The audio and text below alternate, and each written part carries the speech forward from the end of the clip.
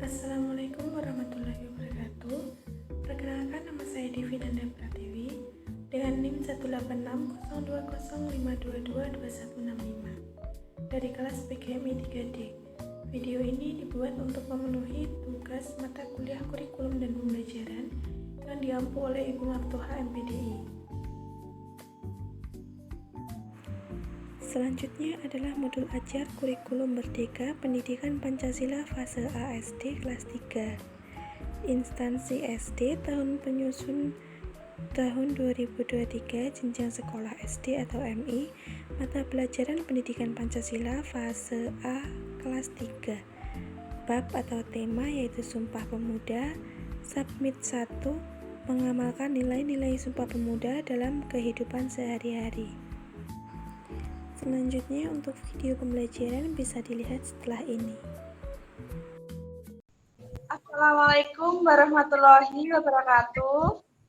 Waalaikumsalam warahmatullahi wabarakatuh. Bagaimana kabarnya hari ini? Sehat? Sehat Ibu. Sehat Bu. Sebelum memulai pelajaran hari ini, mari kita berdoa terlebih dahulu. Bismillahirrahmanirrahim. Wal asri.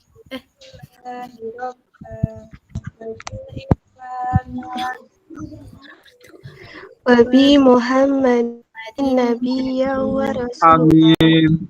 Rabbi zidni ilma warzuqni fahma waj'alni min ibadika sholihin. Amin. Materi kita hari ini adalah Sumpah Pemuda. Apa ada yang tahu apa itu Sumpah Pemuda? Tidak tahu. Sumpah Pemuda adalah sebuah ikrar atau sumpah para pemuda Indonesia pada tanggal 28 Oktober 1945. Semangat persatuan. Dan 3 poin yaitu yang pertama, satu bahasa, satu tanah air, dan satu bangsa bagi Indonesia. Sumpah Pemuda menjadi simbol penting dalam perjuangan kemerdekaan Indonesia dari penjajah.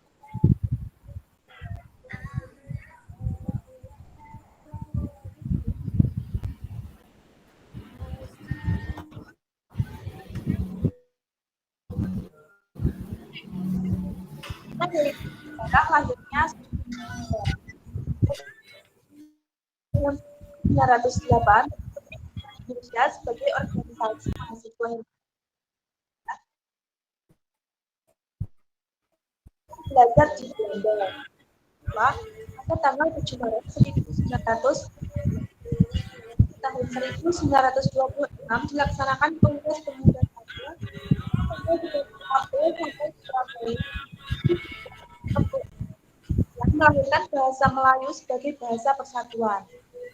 Yang terakhir yaitu pada tahun 1928 dilaksanakan Kongres Pemuda II yang naik. Ahmad Yamin menuliskan gagasan Sumpah Pemuda dan diberikan kepada Ketua Kongres.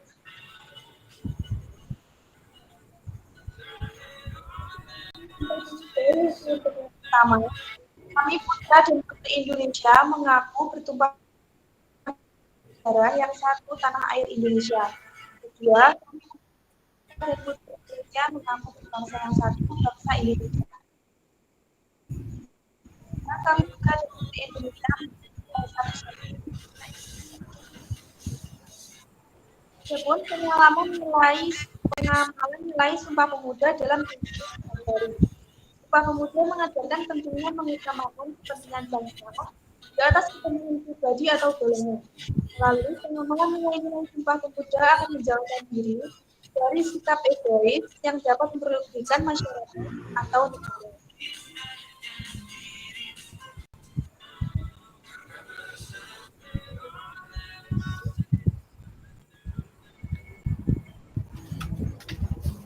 Yaitu contoh pengamalan nilai-nilai Sumpah Pemuda di lingkungan sekolah, lingkungan masyarakat, dan lingkungan rumah. Yaitu yang pertama di lingkungan sekolah. Siapa yang mau membacakan contoh-contoh pengamalan di lingkungan sekolah? Saya.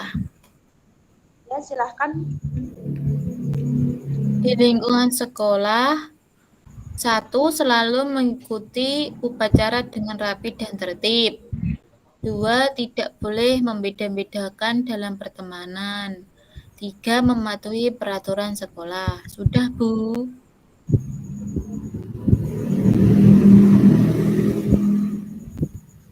Ya. Di lingkungan masyarakat, silahkan yang mau membacakan, boleh. Saya, Bu. Desi. Di lingkungan masyarakat, Siskampling menjaga keamanan lingkungan, menghormati perbedaan yang ada dalam lingkungan masyarakat, gotong royong dalam membantu sesama warga.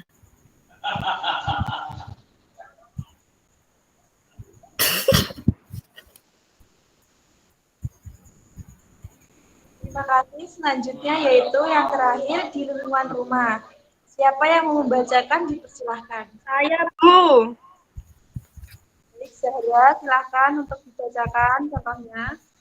Di lingkungan rumah. Yang pertama, makan bersama keluarga. Yang kedua, musyawarah menentukan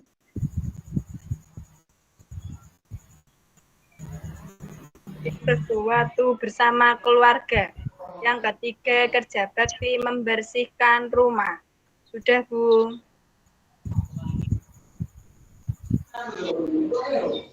Terima kasih kepada anak-anak yang sudah membacakan contoh-contoh pengamalan nilai-nilai Sumpah Pemuda di lingkungan sekolah, lingkungan masyarakat, dan lingkungan rumah. Baik, pelajaran kita hari ini telah selesai. Mari kita menutup pelajaran hari ini dengan doa kafaratul majlis bersama-sama.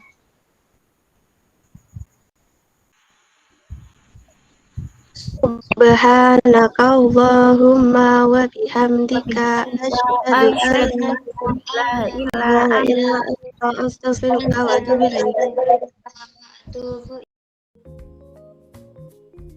Ini adalah media pembelajaran yang saya buat untuk materi Sumpah Pemuda, yaitu di dalamnya terdapat pengertian Sumpah Pemuda, sejarah Sumpah Pemuda, isi Sumpah Pemuda, dan tokoh-tokoh Sumpah Pemuda.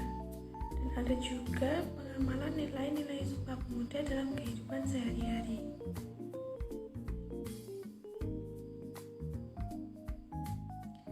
Dan ini adalah game yang saya buat untuk siswa, yaitu tugas siswa adalah memasukkan contoh-contoh nilai Sumpah Pemuda ke dalam amplop yang sudah dibagi menjadi 3 bagian, yaitu di lingkungan sekolah, lingkungan masyarakat, dan di lingkungan rumah.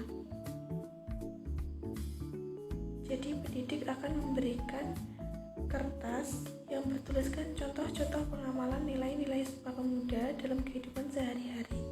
Lalu siswa akan mengelompokkan ke dalam amplop yang sudah terbagi menjadi 3 bagian.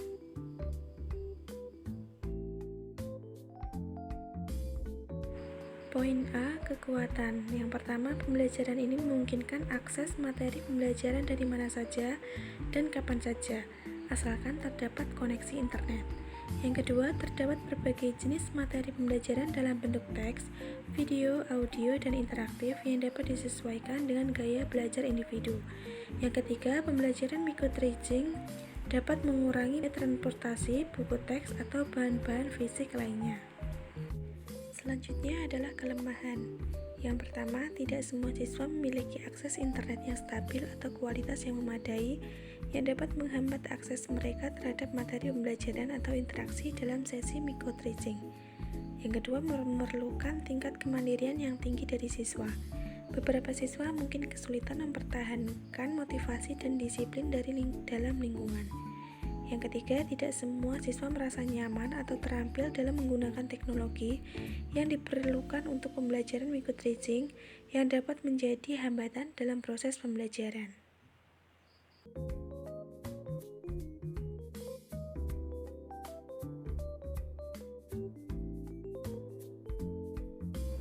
Poin B, teori psikologis yang saya gunakan adalah teori behavioristik, menekankan pentingnya perilaku yang teramati secara langsung dan lingkungan eksternal dalam proses pembelajaran dan perkembangan individu.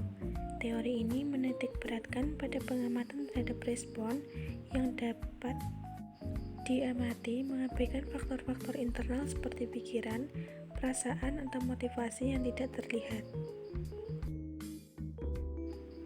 Poin C, umpan balik dalam kegiatan mengikut teaching adalah siswa bisa aktif dalam pembelajaran, yaitu sudah bisa merespon apa yang dikatakan oleh gurunya, namun masih kesulitan dalam kegiatan mengikut teaching secara daring.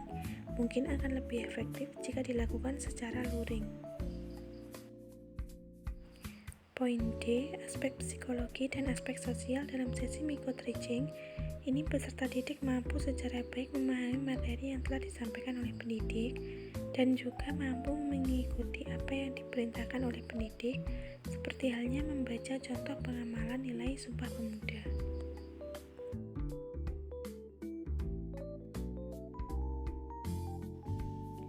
Terima kasih. Sekian video tugas UAS dari saya. Kurang lebihnya saya mohon maaf. Wassalamualaikum warahmatullahi wabarakatuh.